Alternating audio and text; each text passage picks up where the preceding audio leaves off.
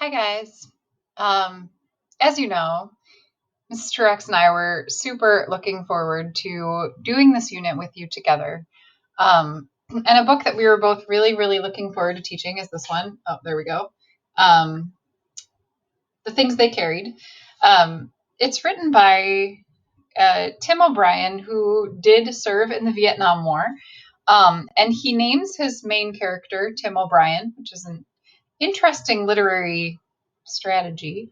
Um, and if we were doing this together, like together, we would read it together. And so this is not quite the same, but it is the best I can do in this circumstance. So if you'd like to, you can follow along while I read it. On the Rainy River. This is one story I've never told before. Not to anyone. Not to my parents. Not to my brother or sister. Not even to my wife. To go into it, I've always thought would only cause embarrassment for all of us, a sudden need to be elsewhere, which is the natural response to a confession. Even now, I'll admit the story makes me squirm. For more than 20 years, I've had to live with it, feeling the shame, trying to push it away. And so, by this act of remembrance, by putting the facts down on paper, I'm hoping to relieve at least some of the pressure on my dreams. Still, it's a hard story to tell. All of us, I suppose, like to believe that in a moral emergency, we will behave like the heroes of our youth, bravely and forthrightly, without thought of personal loss or discredit. Certainly, that was my conviction back in the summer of 1968. Tim O'Brien, a secret hero, the Lone Ranger. If the stakes ever became high enough, if the evil were evil enough, if the good were good enough, I would simply tap a secret reservoir of courage that had been accumulating inside me over the years. Courage, I seem to think, comes to us in finite quantities, like an inheritance. And by being frugal and stashing it away and letting it earn interest, we steadily increase our moral capital. In preparation for that day when the account must be drawn down, it was a comforting theory. It dispensed with all those bothersome little acts of daily courage. It offered hope and grace to the repetitive coward. It justified the past while amortizing the future. In June of 1968, a month after graduating from Macalester College, I was drafted to fight a war I hated. I was 21 years old. Young, yes, and politically naive, but even so, the American war in Vietnam seemed to me wrong. Certain blood was being shed for uncertain reasons. I saw no unity of purpose, no consensus on matters of philosophy or history or law. The very facts were shrouded in uncertainty. Was it a civil war? A war of national liberation or simple aggression? Who started it? When? And why? What really happened to the USS Maddox on that dark night in the Gulf of Tonkin? Was Ho Chi Minh a communist stooge or a nationalist savior? Or both? Or neither? What about the Geneva Accords? What about CETO and the Cold War? What about dominoes? As an aside, there, you can look up the domino effect of communism, and that would explain what he's asking there. America was divided on these and 1,000 other issues, and the debate had spilled out across the floor of the United States Senate and into the streets, and smart men in pinstripes could not agree on even the most fundamental matters of public policy. The only certainty that summer was moral confusion. It was my view then, and still is, that you don't make war without knowing why. Knowledge, of course, is always imperfect, but it seemed to me that when a nation goes to war, it must have reasonable confidence in the justice and imperative of its cause. You can't fix your mistakes. Once people are dead, you can't make them undead. In any case, those were my convictions, and back in college, I had taken a modest stand against the war. Nothing radical, no hothead stuff, just ringing a few doorbells for Gene McCarthy, composing a few tedious, uninspired editorials for the campus newspaper. Oddly, though, it was almost entirely an intellectual activity. I brought some energy to it, of course, but it was the energy that accompanies almost any abstract endeavor. I felt no personal danger. I felt no sense of an impending crisis in my life. Stupidly, with a kind of smug removal that I can't begin to fathom, I assumed that the problems of killing and dying did not fall within my special province. The draft notice arrived on June 17th, 1968. It was a humid afternoon, I remember, cloudy and very quiet, and I'd just come in from a round of golf. My mother and father were having lunch out in the kitchen. I remember opening up the letter, scanning the first few lines, feeling the blood go thick behind my eyes. I remember a sound in my head. It wasn't thinking, just a silent howl. A million things all at once. I was too good for this war. Too smart, too compassionate, too everything. It couldn't happen. I was above it. I had the world dicked. Phi Beta Kappa and summa cum laude and president of the student body and a full ride scholarship for grad studies at Harvard. A mistake, maybe. Foul up in the paperwork. I was no soldier.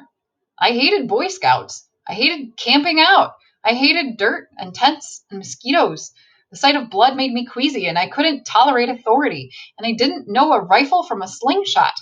I was a liberal, for Christ's sake. If they needed fresh bodies, why not draft some back to the Stone Age hawk, or some dumb jingo in his hard hat and bomb Hanoi button, or one of LBJ's pretty daughters, or Westmoreland's whole handsome family, nephews and nieces and baby grandson.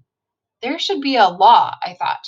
If you support a war, if you think it's worth the price, that's fine. But you have to put your own precious fluids on the line. You have to head for the front and hook up with an infantry unit and help spill the blood.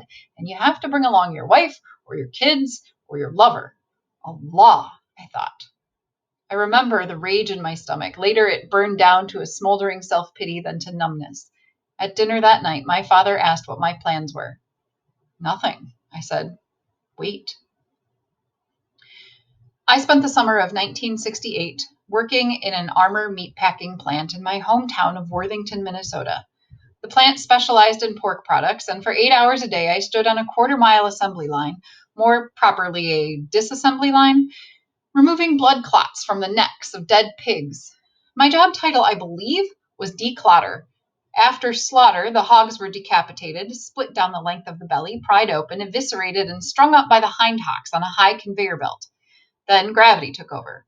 By the time a carcass reached my spot on the line, the fluids had mostly drained out, everything except for thick clots of blood in the neck and upper chest cavity.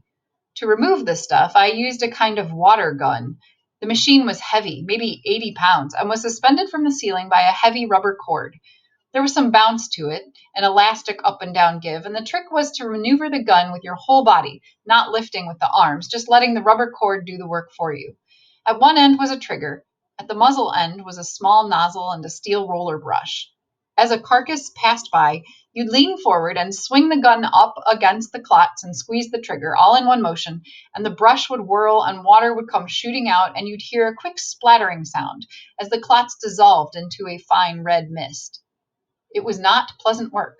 Goggles were a necessity, and a rubber apron, but even so, it was like standing for 8 hours a day under a lukewarm blood shower. At night, I'd go home smelling of pig. It wouldn't go away. Even after a hot bath, scrubbing hard, the stink was always there, like old bacon or sausage. A dense, greasy pig stink that soaked deep into my skin and hair. Among other things, I remember, it was tough getting dates that summer. I felt isolated. I spent a lot of time alone. There was also that draft notice tucked away in my wallet. In the evenings, I'd sometime borrow my father's car and drive aimlessly around town, feeling sorry for myself, thinking about the war and the pig factory and how my life seemed to be collapsing toward slaughter. I felt paralyzed. All around me, the options seemed to be narrowing, as if I were hurtling down a huge black funnel, the whole world squeezing in tight. There was no happy way out. The government had ended most graduate school deferments. The waiting lists for the National Guard and reserves were impossibly long. My health was solid. I didn't qualify for CO status. That means conscientious objector. No religious grounds, no history as a pacifist. Moreover, I could not claim to be opposed to war as a matter of general principle. There were occasions, I believed, when a nation was justified in using military force to achieve its ends, to stop a Hitler or some comparable evil, and I told myself that in such circumstances I would have willingly marched off to the battle. The problem, though, was that a draft board did not let you choose your war. Beyond all this, or at the very center, was the raw fact of terror. I did not want to die. Not ever. But certainly not then, not there, not in a wrong war. Driving up Main Street, past the courthouse and the Ben Franklin store, I sometimes felt the fear spreading inside me like weeds. I imagined myself dead. I imagined myself doing things I could not do, charging an enemy position, taking aim at another human being. At some point in mid-July, I began thinking seriously about Canada. The border lay a few hundred miles north, an 8-hour drive. Both my conscience and my instincts were telling me to make a break for it. Just take off and run like hell and never stop. In the beginning, the idea seemed purely abstract, the word Canada printing itself out in my head. But after a time, I could see particular shapes and images, the sorry details of my own future. A hotel room in Winnipeg, a battered old suitcase, my father's eyes as I tried to explain myself over the telephone. I could almost hear his voice and my mother's. Run, I'd think. Then I'd think, impossible. Then a second later, I'd think, run. It was a kind of schizophrenia, a moral split. I couldn't make up my mind. I feared the war, yes, but I also feared exile. I was afraid of walking away from my own life, my friends and my family, my whole history, everything that mattered to me. I feared losing the respect of my parents. I feared the law. I feared ridicule and censure. My hometown was a conservative little spot on the prairie, a place where tradition counted, and it was easy to imagine people sitting around a table down at the old Gobbler Cafe on Main Street, coffee cups poised, the conversation slowly zeroing in on the young O'Brien kid, how the damned sissy had taken off for Canada. At night, when I couldn't sleep, I'd sometimes carry on fierce arguments with those people.